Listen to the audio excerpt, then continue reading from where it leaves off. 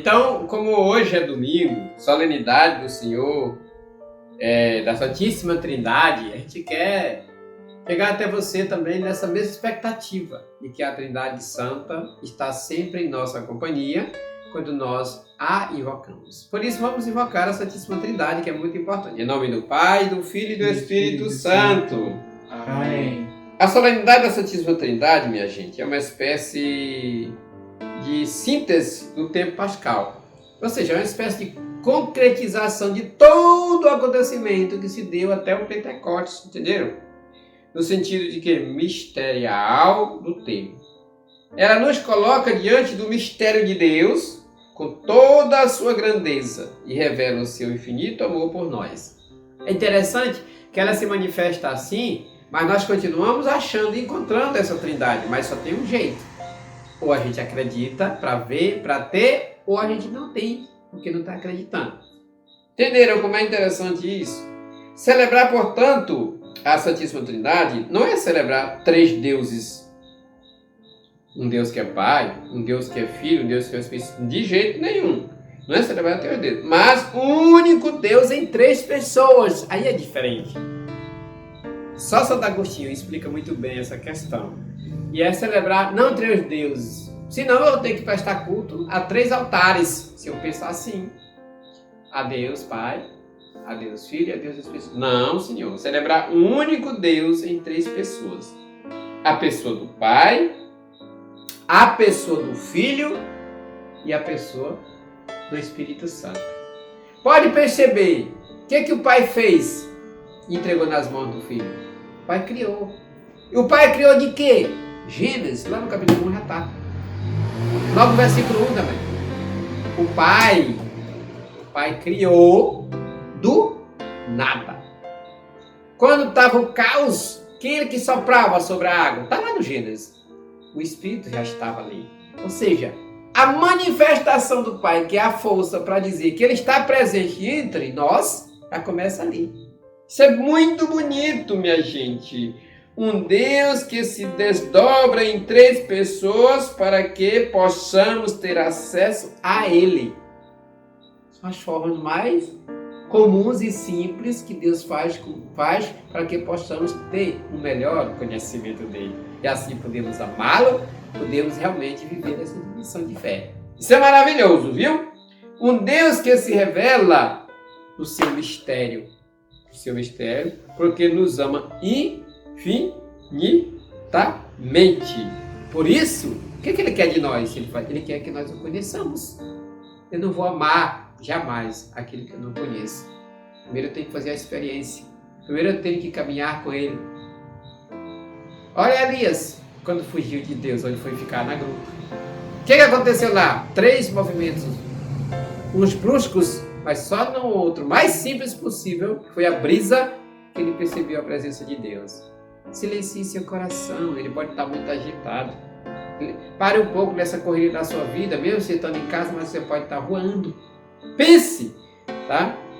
Por isso, é isso que nós temos que refletir. Um Deus que se revela no seu mistério, porque nos ama infinitamente e quer que o conheçamos, que o encontremos e o percebamos no dia a dia da nossa vida.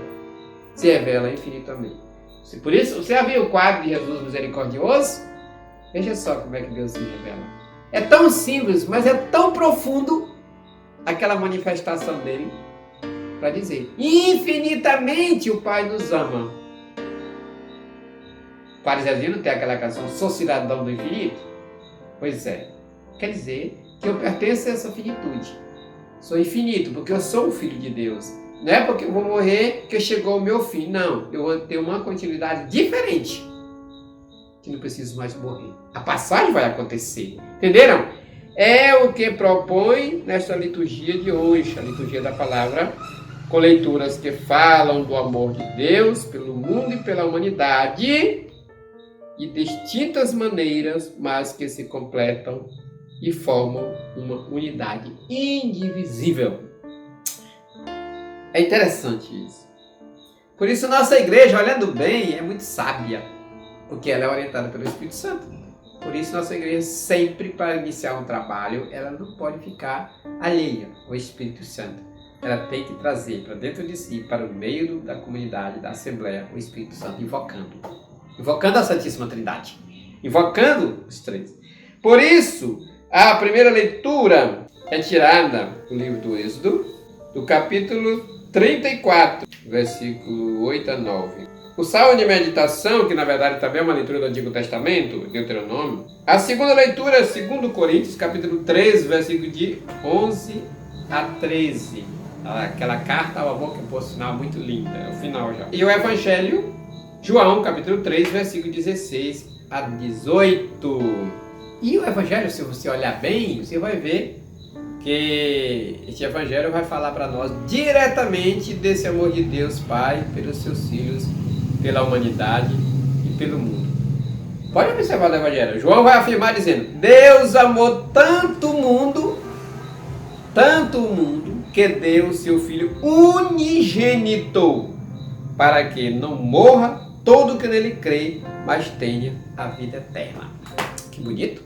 Deus amou tanto o mundo que deu seu Filho unigênito, para que todo que nele crê não morra, mas tenha a vida eterna. O que quer dizer isso? Quer dizer que Deus aqui está demonstrando um gesto extremo do seu amor pela humanidade. Profundo, total, de desprezo de si, despojamento de si e uma entrega total nas mãos, realmente, entre nós. Deus dá o seu Filho a nós, tá? Amor que Deus fez por nós, ao se fazer um de nós, na pessoa do Filho se encarnar. Antes ninguém conhecia Deus, pode observar. Não se podia ver o rosto de Deus. Aqui na primeira leitura, Moisés faz essa experiência. Mas antes não se via o rosto de Deus. Tá? Não se podia ver o rosto de Deus. São muitas as passagens bíblicas que falam desse distanciamento visual de Deus. Ele se manifestava de várias formas, mas não se podia ver seu rosto, nem denominá-lo, nem definir diretamente quem ele é. Tá? Qualquer definição de Deus é limitada, porque Deus não se define. Ou eu vivo, ou eu acredito, ou eu tenho, acabou. Não se define. Entenderam? É muito interessante. Ele é mistério, e como mistério não se pode descrevê-lo. Assim, o amor é o único meio de reconhecê-lo e de ele se revelar para cada um de nós. Tem uma outra canção do Padre Zezinho que é muito bonita, que fala exatamente desse mistério. Diz: não te vejo, não te toco, nem te sinto, nem te posso imaginar. Ele diz que ele é tão infinito, tão grande, que não tem como, sabe, não ver senão sem a fé. É muito interessante isso aí. Portanto, ele é mistério, e como mistério não se pode descrevê-lo. Jamais se descreve. Ele se fez um de nós para que tivéssemos acesso a ele e o reconhecêssemos na pessoa de quem? Nossos irmãos e irmãs, já apresentado a nós naquele presépio, quando aquele menino Jesus nasce. É Deus no meio de nós, graças a Deus. Esse gesto do Pai narrado no Evangelho de hoje é demonstração do seu imenso amor. Por que ele fez isso? Porque ele nos ama, porque ele nos quer bem, quer que tenhamos a vida plena, a vida eterna. Entenderam? Aqui recordamos essa expressão de João também, do capítulo 10, versículo 10. Eu vim trazer plena vida. Eu vim para que todos tenham vida. E não é qualquer, que tenham uma vida em abundância. Isso é lindo. É essa vida plena que Deus quer que tenhamos. Por isso, Ele enviou o seu Filho unigênito, para conhecermos, e uma vez conhecendo, vivêssemos nele e por ele, e assim pudéssemos conhecer o Pai. É muito interessante. Tá?